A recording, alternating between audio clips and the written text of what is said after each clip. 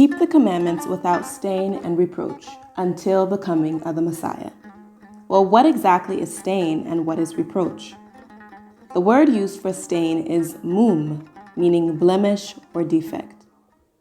Mum was often used to describe an undesired physical attribute of an animal that was to be offered to Yahweh as a sacrifice. Any man who also had any physical flaws, such as one who may have been blind or lame or mute or even had a disease such as leprosy, they were not allowed to come into the holy place of Yah, and most certainly was not eligible to be priest. So the question is, what must we do in order to be priest of Yahweh in his kingdom? Keep the commandments without reproach. In other words, without blame. In the Hebrew, this is tamim, meaning to finish or to complete something. Yahweh favored Noah because he was a righteous man. It also says that he was a ish tamim, a man without blemish. Noah walked in righteousness through the completion of walking in Yahweh's commandments.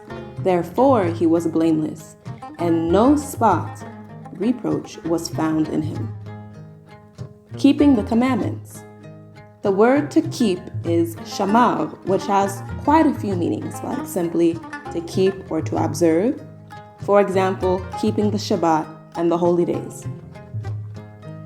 To be circumspect or careful.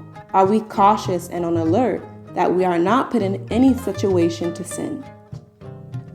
To preserve. We can preserve his law, one, by putting it into action, and also not by adding or taking away from it, and making sure that untainted righteous judgment, wisdom, and advice goes out. Guarding. Is offense taken when one has broken the commandment? Or even from ourselves, are we offended when we have failed to be a watchman for the body of Yehoshua and his commandments? Again, keep the commandments without stain and reproach until the coming of Yehoshua. Shmirat Hamitsvot bli mum, without defects and with completion. Let's stop being blind and remove our pride and our own ideologies and accept truth. Let's stop being mute, refusing to denounce ourselves and confess what's right. Let's rid ourselves of uncleanliness, both spiritually and physically.